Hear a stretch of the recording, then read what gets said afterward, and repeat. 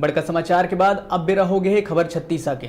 खबर छत्तीसा में कोरिया जिला के इतिहास में पहली बार ऐसा होइस कि कोनो कलेक्टर बिना सूचना दिए तड़के 4 बजे जिला चिकित्सालय में निरीक्षण पर पहुंचिस। एक हल्ले पहली जेन भी कलेक्टर रहीन ओमन अस्पताल प्रबंधन ला सूचित करे बिना निरीक्षण पर नहीं आत रही। ऐसे में कलेक्टर ला जम्मू चिकित्सालय सजे संवरे दिखत रहीस और अस्पताल के कमजोरी कभू आगू नहीं आत पात रहीस। देखो रिपोर्ट।